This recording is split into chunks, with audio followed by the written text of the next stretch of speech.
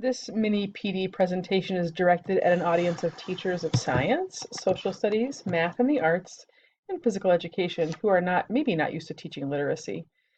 It may be the belief of English language arts teachers that their job is to teach reading and writing and that teachers in other content areas are responsible only for their content. And to some degree, this is true. Teachers of subjects other than ELA probably don't feel too comfortable teaching reading and to some degree writing, although writing assignments are pretty typical in other disciplines. While ELA teachers are traditionally teachers of literacy, content area literacy is the ability to use listening, speaking, reading, writing, and viewing to gain information within a specific discipline.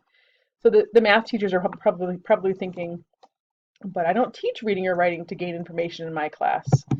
The addition of the Common Core changed the way that all teachers are supposed to approach literacy, including the math teachers. According to the Common Core, math teachers should include a focus on reading and writing within their content area to ensure their students' ability to read and write in mathematics. Don't worry about that. It's not about every teacher should teach reading.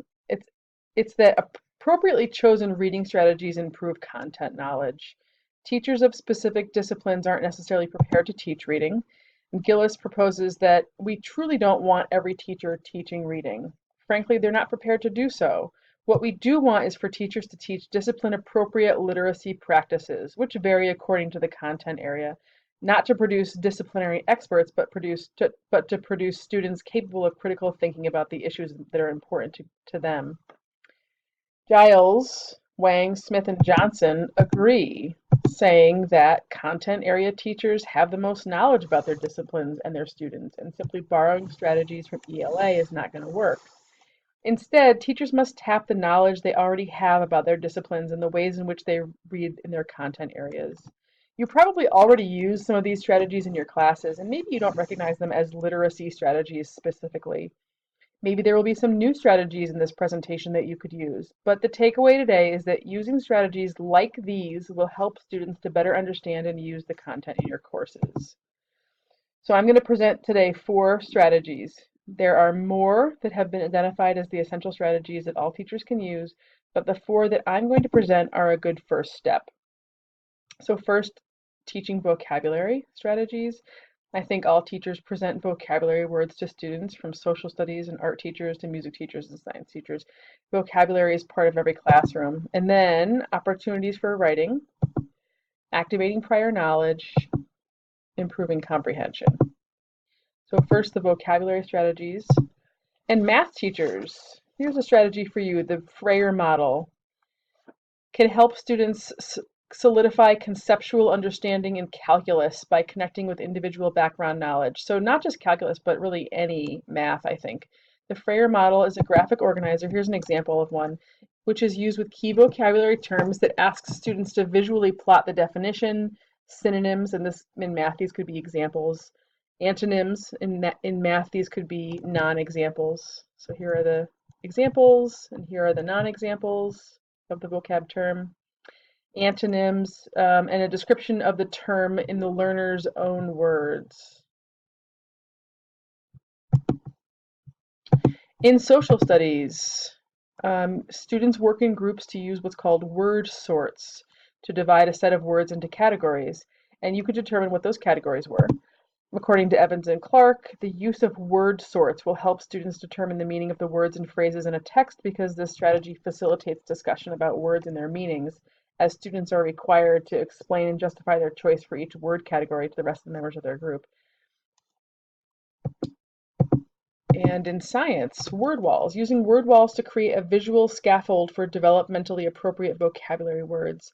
In a science classroom, words might be categorized by unit of study.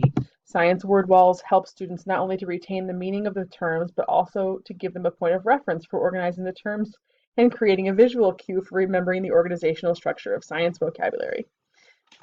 Providing opportunities for students to write more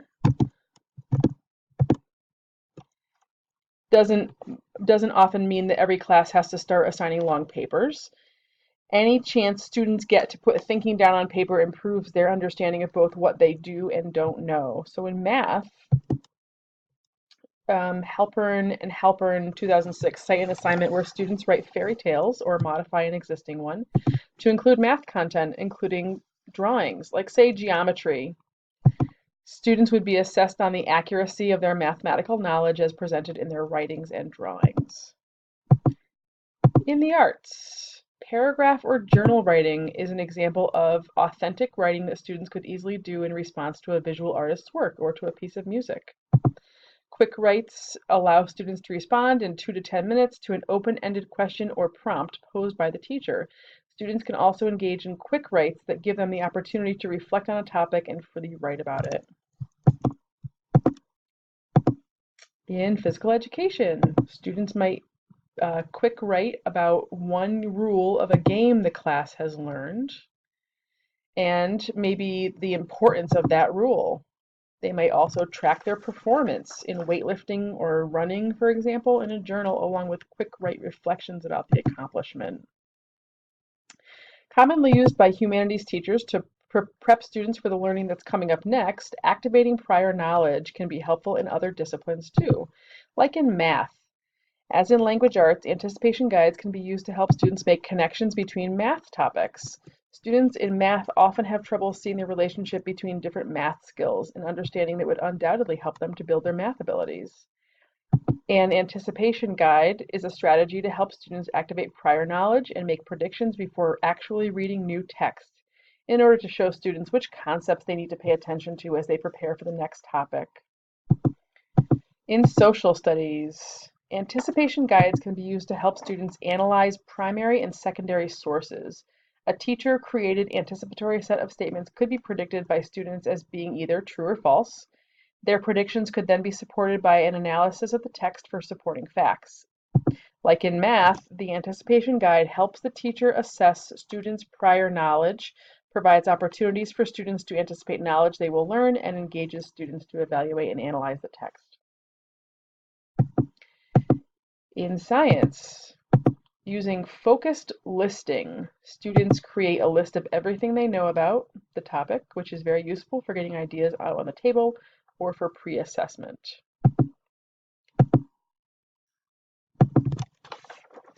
And what good are any of these strategies if students don't understand the content? Comprehension strategies can be used to help students understand the content of your discipline.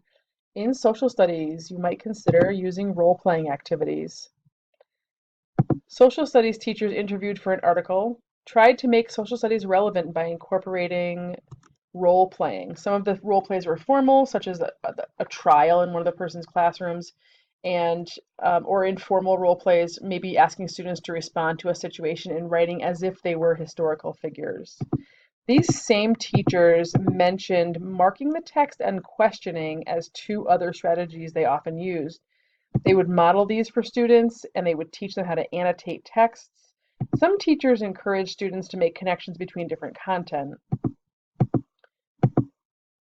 Social studies teachers might also use a T-chart for comprehension. They might record main ideas from the chart on the left, and then details on the right. A T-chart will help students navigate complex text because this strategy requires students to record and keep track of the information they're reading. Here's an example of a T-chart. It's a little fuzzy, but the left side has the main ideas of the text and the right has the supporting details. And again, it's just a visual for students to keep track of complex information. In the arts, you might also use a T-chart as a graphic organizer to provide a visual that helps students keep track of information. They might use a T-chart organizer to compare and contrast visual elements in art class, or compare and contrast a description of the sounds of different instruments in music class. And then finally, in physical education, teachers might use graphic organizers, such as a Venn diagram to compare and contrast different sports, or an enumeration chart to show the steps or processes in a game.